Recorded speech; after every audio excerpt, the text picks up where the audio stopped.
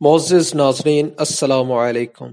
Free Mason اور ایلومناتی سمیت کئی دجالی تنظیمیں سینکڑوں سالوں سے جس منصوبے پر کام کرتی آ رہی تھی، یعنی نیو ورلڈ آرڈر، وہ اب عملی طور پر نافذ ہو چکا ہے۔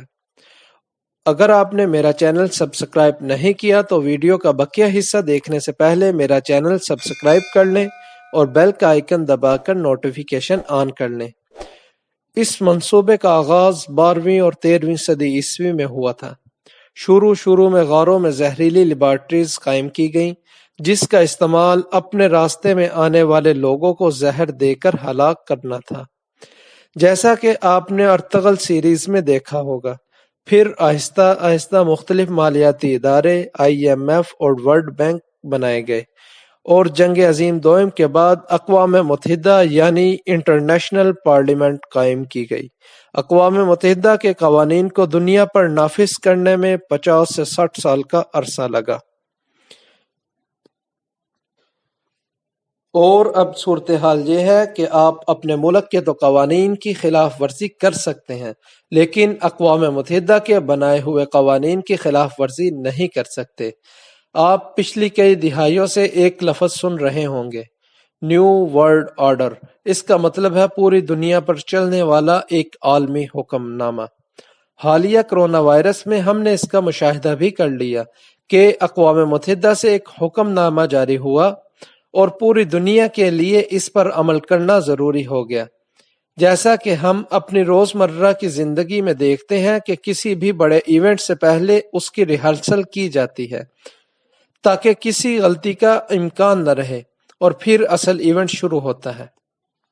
بالکل ایسے ہی دجالی تنظیمیں سینکڑوں سالوں سے جس منصوبے پر کام کر رہی تھی، یعنی ایک ایسی عالمی حکومت جس کا آرڈر پوری دنیا پر چلتا ہو، دجال جس کا حکمران ہو اور ملکوں کی حیثیت اس عالمی حکومت کے صوبوں جیسی ہو، اور ملکوں کے حکمرانوں کی حیثیت محض وزیر اعلیٰ جیسی ہو۔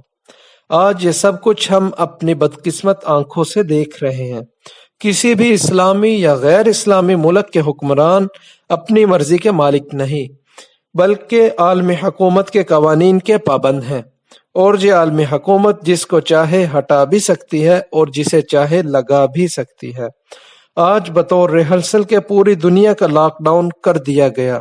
صرف کھانے پینے کی چیزیں اور ضروریات زندگی کا اہم سامان اس لاک ڈاؤن سے مستثنی ہے۔ اس لاک ڈاؤن سے یہ اندازہ لگایا جا رہا ہے کہ کون کتنا عمل کرتا ہے اور کتنا عمل نہیں کرتا، کون سا ملک عمل کرتا ہے اور کون سا ملک عمل نہیں کرتا۔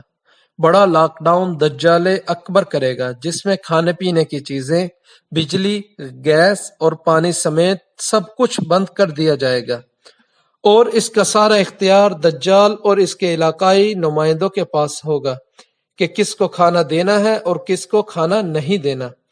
ناظرین، یہ بات اب آشک پارا ہو چکی ہے کہ صرف کہنے کو نہیں بلکہ عملی طور پر عالمی حکومت قائم ہو چکی ہے۔